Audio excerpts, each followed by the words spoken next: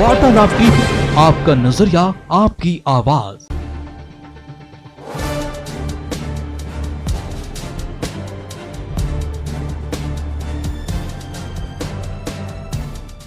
आजमगढ़ के रोनापाड़ थाना के पलिया गांव में एक बार फिर से राजनीतिक मजमा जुटा है। इस बार आजाद समाज पार्टी भीम आर्मी के प्रमुख चंद्रशेखर रावण यहां पर लाव लश्कर के साथ पहुंचे और सरकार को चेतावनी दी कि यहां पर दलितों के साथ बहुत जुल्म हुआ है। यह भी कहा कि जुल्म और जाति जब ज्यादा होती है तो सब्र का बांध टूटता है, सब्र का बांध टूटता है तो सैलाब आता है। इसके अलावा चंद्रशेखर ने शासन प्रशासन को यहां अपनी मांगों को मनवाने के लिए 7 दिन का समय दिया है और कहा कि अगर तय समय पर मांगे पूरी नहीं होती हैं तो पंचायत शुरू होगी। इस दौरान आजमगढ़ की सभी पीड़ित दलितों को यहां पर बुलाया जाएगा और यह पंचायत तब तक चलेगी जब तक कि उनकी मांगे नहीं मानी जाती। रावण ने कहा कि आजमगढ़ में अब तक दलित उत्पीड़न के 5 बड़े मामले उनके संज्ञान में आए हैं। इसमें पलिया, चंदपट्टी, मुढ़र, गोधरा और इसके पहले प्रधान सत्यमेव जयती की हत्या का है। इसमें वह खुद यहाँ पर आ चुके हैं। पलिया में जो हुआ वह सहन योग्य नहीं है।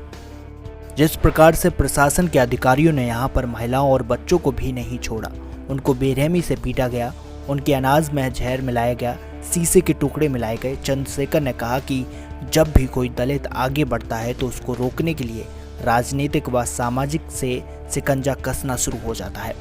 चंद्रशेखर ने कहा कि पलिया मामले में जो भी दोषी अधिकारी है उनके खिलाफ मुकदमे दर्ज होने चाहिए और जो भी पीड़ित है उनके ऊपर दर्ज मुकदमे वापस होने चाहिए। अगर दर्ज मुकदमा वापस नहीं होंगे तो खुद चंद्रशेखर का नाम भी मुकदमे में शामिल किया जाना चाहिए और देखेंगे कि इनकी जेल कितनी बड़ी है। जहां तक बहू बेटियों से गलत व्यवहार की बात है तो यह बर्दाश्त नहीं करेंगे। वह किसी भी वर्ग की बहू बेटियों को गलत नहीं बोलते हैं तो सहेंगे भी नहीं। इसके बाद भी नहीं कोई माना तो उनकी 7 पीढ़ियों को याद दिला देंगे। चंद्रशेखर ने पलिया में जो तोड़फोड़ हुई उस पर पीड़ितों के लिए 5 करोड़ का मुआवजा भी मांगा। अपनी जिम्मेदारी अदा करके चला गया। हम लोग जिस दिन से ये आंदोलन, जिस दिन से ये तो घटना हुई थी, हमारे लोग उस दिन से यहाँ हैं। लगातार वो आंदोलन भी करते हैं। प्रशासन के लोग झूठे भरोसे दिलाते हैं कि मैं खुद आया हूँ आज देखने के लिए कि क्या क्या सहा गया है। तो जो क्रूरता, जो नाइंसाफी यहाँ हुई है शायद ही उत्तर प्रदेश में कहीं हुई।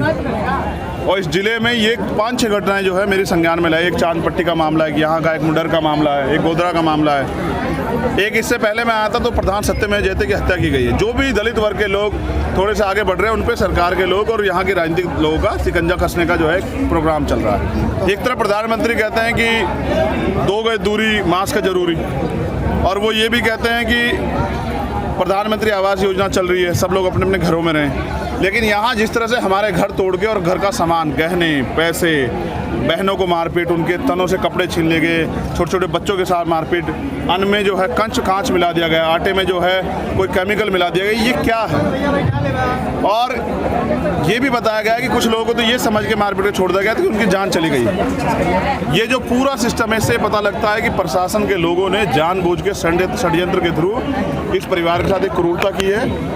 और न्याय दिलाने के लिए हमने प्रशासन को 7 दिन का समय दिया क्योंकि प्रधान जी यानी उनसे बात नहीं हुई। फिर उसके बाद हम आजमगढ़ में एक बड़ी पंचायत करेंगे। जितने भी शोषित लोग हैं, जिनका घटनाएं हुई हैं, उन सबको साथ लेके हमारी मांग है कि उन दोषी अधिकारी कर्मचारियों पर मुकदमा चले और जो झूठे मुकदमे प्रधान जी के परिवार पे किए गए उनमें जो है वो मुकदमे जो है वापस लिए जाए, वरना उनमें हमारा भी नाम लिया जाए। हम देखेंगे यहाँ की कितनी जेल बड़ी है, हमारा भी नाम ऐड किया जाए 120B में। हम यहीं थे उस दिन प्रधान जी के साथ, हमें भी जेल भेजा जाए। और तीसरा जो आर्थिक नुकसान हुआ है, जो मेरे आकलन में लगभग 5 करोड़ रुपए का मुआवजा जो है इस परिवार को दिया जाए। अगर सरकार ये नहीं करती है तो मैं समझता हूं कि सरकार जो है ना, सरकार तो पहले से ही, क्योंकि इतने दिन से कोई नहीं आया सरकार का आदमी, तो वो दलित पिछड़ा मुस्लिम विरोधी तो पहले से ही थी। अब वो दलितों को ख़त्म करने का, उनको निपटाने का जो है ना काम करने लगी। हमें इस पे जो है गहनता सोचने की ज़रूरत है। तो हमारी पंचायत जो है 7 दिन के बाद हम लोग उसको पीसी कर कॉल करेंगे। मैं खुद रहूँगा उस पंचायत में और लाखों लोग जुटेंगे। पंचायत तब तक चलेगी जब तक हमारी मांगे पूरी नहीं होती। लेकिन ये जो यहाँ हुआ है दुर्भाग्यपूर्ण है। और जिन अधिकारियों कर्मचारियों ने किया है, वो एक जो हमारी बहन द्वारा बताया गया कि छोटी जात की औरतें मज़ा लेने के लिए होती है, तो मैं उस अधिकारी को ये कहना चाहता हूँ कि ये चंद्रशेखर छोटी जात का जो बेटा है ये भी आपके सामने है, इससे भी कभी मजा लीजिए, कभी आइए मजा देंगे आपको। कैसे मजा दिया था, हमारे जूते में बहुत जोर, कभी आइए। हम किसी की बहन बेटी को बुरा नहीं कहते क्योंकि हमने ये सीखा नहीं हमारे महापुरुषों ने, लेकिन हाँ अगर हमारी बहन बेटी को कोई आँख उठाएगा तो ऐसा इलाज करेंगे उसके साथ पीढ़ियाँ याद रखेंगे। क्या कह रहे हैं सरकार के लोग? 21 दिन हो गया, अभी तक आश्वासन ही मिल रहा है, 7 दिन का समय आप भी दे रहे हैं। अगर इन दलित परिवार के साथ न्याय नहीं होगा फिर आगे क्या होगा? मैं बता चुका हूँ। पहली बात तो ये है कि आश्वासन, इसलिए मैं आश्वासन देने वाला कोई नहीं हूँ, मैं तो समय इसलिए दे रहा हूँ क्योंकि प्रधान जी आज यहाँ नहीं। प्रधान जी अगर यहाँ होते उनसे बात हो जाती तो मैं आज तारीख भी डिक्लेयर कर देता, क्योंकि हमें तो दम।